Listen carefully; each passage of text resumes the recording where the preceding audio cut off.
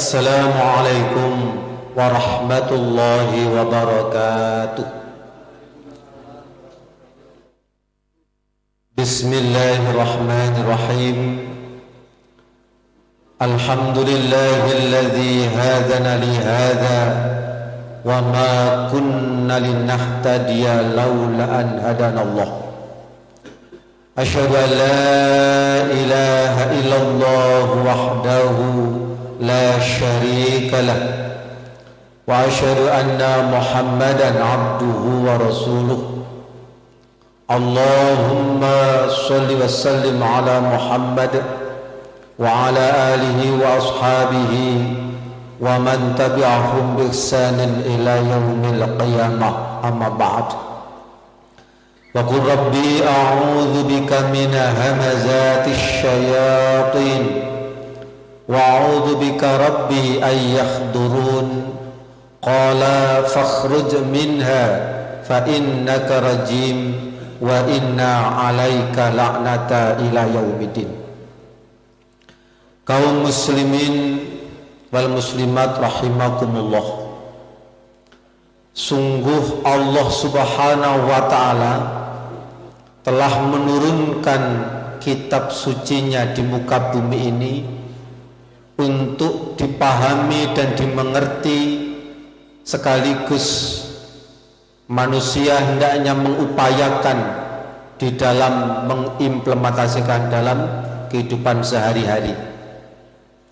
Allah Subhanahu wa ta'ala telah menurunkan 6.236 ayat yang berisi tentang kisah-kisah Nabi, berisi tentang tanda-tanda kebesaran Allah, berisi tentang aturan-aturan muamalah, termasuk berisi tentang hukum-hukum dan hudud. Dan suatu saat ada salah seorang keturunan dari Abdullah ibnu Abbas, Said Zubair bin Abbas, beliau pernah mengatakan 6.000 ayat itu berisi tentang kisah-kisah, 600 ayat berisi tentang tanda-tanda kebesarannya Allah, 60 ayat berisi tentang aturan-aturan muamalah, dan 6 ayat itu berisi tentang hukum-hukum dan hudud. Dan di dalam Al-Quran terdapat banyak kisah-kisah para nabi. Namun perlu diketahui oleh kita semuanya bahwasanya kisah nabi-nabi di dalam Al-Quran tidak terfokus kepada yang tua saja, tetapi kisah nabi-nabi dalam Al-Quran itu menghabarkan kepada kita semuanya umat di akhir zaman tentang keberadaan nabi-nabi ketika dididik, dibina oleh Allah, itu umurnya masih muda. Maka perlu kita mengingat kembali tentang satu riwayat di dalam hadis riwayat Imam Ahmad. Rasulullah SAW pernah bersabda, "Ya'jabu rabbuka, Rabbmu itu kagum, min syabin laisat lahu sabwah." Rabbmu Allah itu kagum kepada siapa? Dengan siapa? Yaitu dengan pemuda yang tidak memiliki sabwah. Sabwah itu artinya kecondongan untuk menyimpang dari kebenaran. Kalau orang-orang Jawa mengatakan apabila ada seseorang yang pergi pada subuh, pergi ke sawah, maka sawah kalau dalam bahasa Jawa itu namanya sabbin. Syabbin itu artinya pemuda. Seseorang yang pergi ke syabbin atau sawah, maka tentu yang dibawa adalah cangkul. Kalau orang Jawa bilang itu pacul. Sifat papat ojo nganti ucul. Apa itu sifat papat? Sifat empat itu adalah siddiq, amanah, tabligh, fatonah. Harapannya adalah seorang pemuda itu ketika ba'da subuh itu sudah punya semangat untuk membawa sifat-sifatnya Rasulullah Sallallahu Alaihi Wasallam. Siddiq, amanah, tabligh, fatonah. Siddiq itu jujur. Allah sangat suka dengan pemuda yang sangat jujur. Abu Bakar As-Siddiq radhiyallahu an, itu beliau adalah sosok khalifah yang ketika masa mudanya itu sangat luar biasa. Semangatnya untuk bekerja keras, etos kerjanya tinggi, disiplin, dan beliau memiliki kehidupan yang dinamis, konstruktif, termasuk implementatif. Itu sosok pemuda Abu Bakar As-Siddiq radhiyallahu anhu. Sehingga pantas ketika Rasulullah sallallahu alaihi wasallam itu suatu ketika bertanya kepada iblis laknatullah tentang bagaimana pandangan iblis kepada Abu Bakar As-Siddiq. Maka iblis menjawab, aku malu dengan Abu Bakar As-Siddiq. Kenapa malu? Karena Abu Bakar As-Siddiq ketika masih muda dan beliau itu berjualan atau berdagang di pasar, beliau itu terkenal sangat jujur. Karena jujur itu, kalau boleh saya singkat, jalan untuk jumpa Rabbi.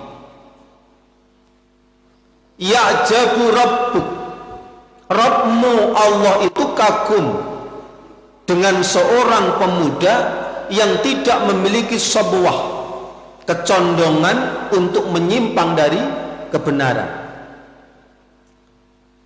Kalau orang-orang Jawa memanggil seorang pemuda itu dengan kata jaka. Kadang-kadang seorang perjaka itu kecenderungannya kalau tidak berpegang teguh kepada agama Allah, maka dia mudah menyimpang.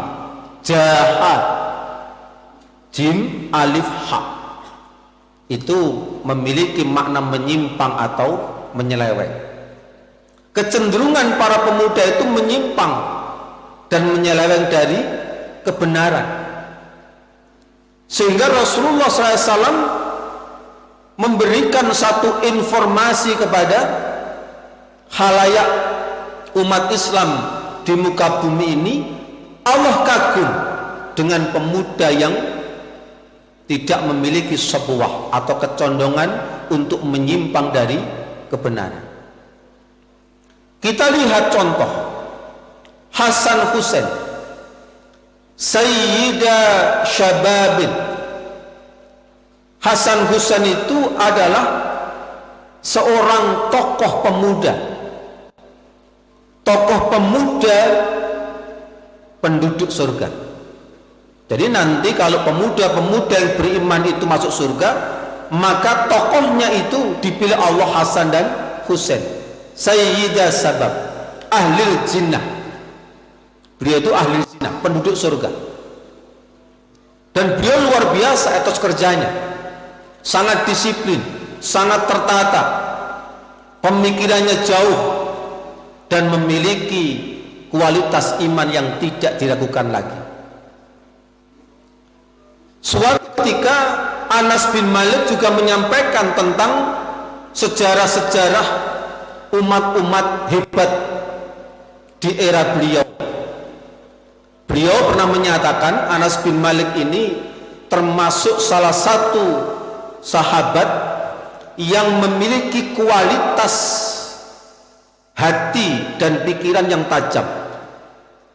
Dikala beberapa sahabat tidak bisa melihat jahitan dadanya Rasulullah ketika Rasulullah dibelah oleh malaikat, yang ketika itu di dalam hati Rasulullah itu ada al-ghillu wal hasad, kebencian dan iri dengki yang kemudian Allah belah lewat malaikat, dibelah, dikeluarkan dalam bentuk segumpal darah.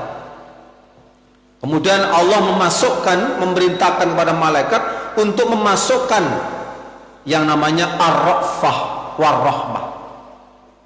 Apa itu ar-ra'fah war-rahmah? Adalah kasih sayang dan kepemurahan. Cahaya yang dimasukkan ke dalam hatinya Rasulullah itu seperti cahaya perak. Lalu Rasulullah itu melihat seperti cahaya perak. Setelah dimasukkan, baru kemudian dijahit. Jahitannya itu yang bisa melihat adalah Anas bin Malik radhiyallahu anhu. Anas bin Malik pernah mengatakan ada 70 orang dari kalangan Ansor yang dia ini digelari Al-Qurra, yaitu para pembaca Al-Quran. 70 orang pemuda.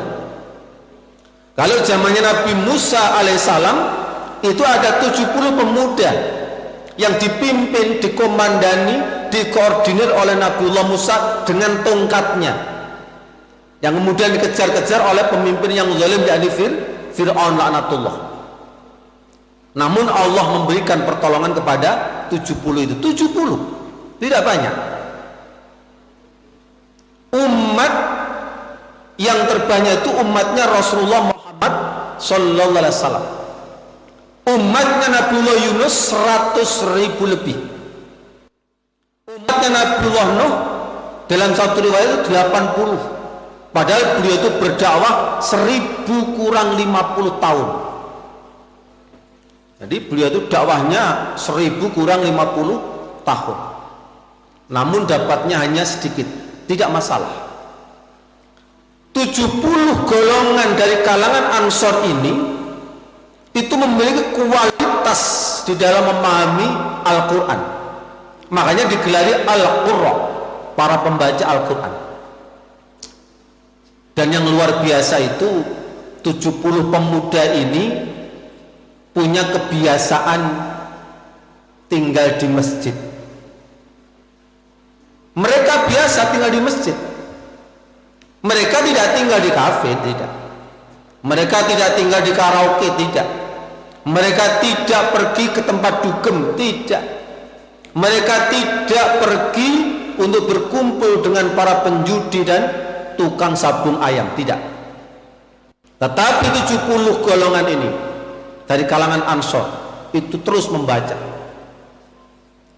Dan bila mana waktu sudah mulai petang, mereka pergi keluar untuk ke pinggiran kota Madinah, bukan untuk camping, bukan. Jadi mereka itu keluar di kala petang itu ke pinggiran kota Madinah, tidak camping, tidak. Ternyata mereka di sana itu adalah belajar Al-Quran. Setelah mereka belajar Al-Quran bersama-sama, baru mereka menegakkan sholat.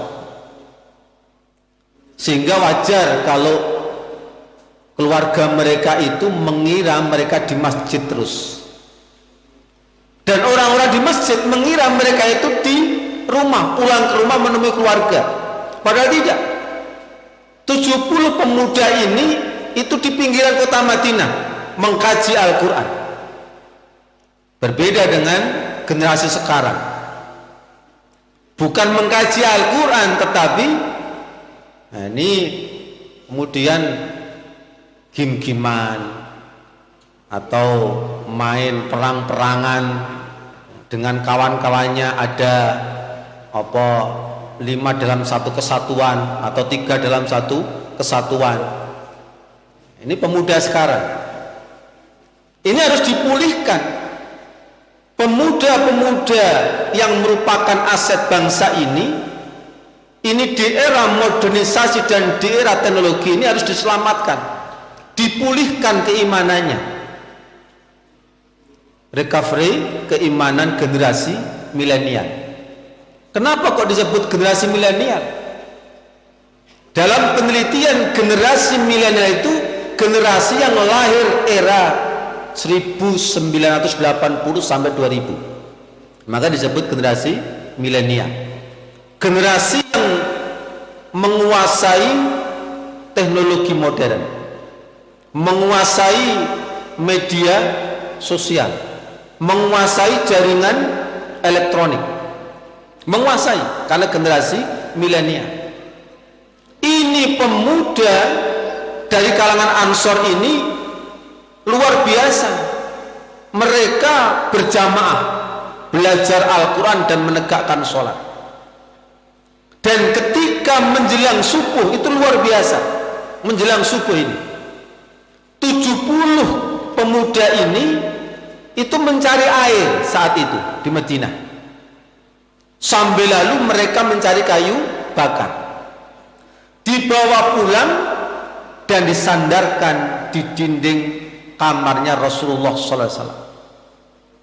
Kok aneh? Ini anehnya, ini pemuda ini tiap hari mengkaji Al-Quran, menjelang subuh mencari air dan kayu bakar. Ini tidak, generasi sekarang tidak. Kadang-kadang anak-anak sekarang ini setelah duhur mancing, nanti sampai asalnya lewat jam 4 pulang, setelah pulang tidur, kemudian maghribnya terlambat. Ini generasi sekarang. Berbeda dengan generasi pilihan di zaman dahulu, yang mereka ini punya jiwa etos kerja yang tinggi, bekerja keras, bukan untuk dirinya saja tapi untuk kemaslahatan umat. Setelah mereka sholat subuh bersama Rasulullah, maka mereka pergi ke pasar menjual kayu bakarnya. Hasil penjualan kayu bakar ini digunakan untuk membeli makanan yang diberikan kepada suffah. Suffah itu adalah kelompok dari kalangan orang-orang fakir yang dia itu hijrah ke Madinah, yang mereka ini tidak, ini hasil penjualan kayu bakar itu diberikan.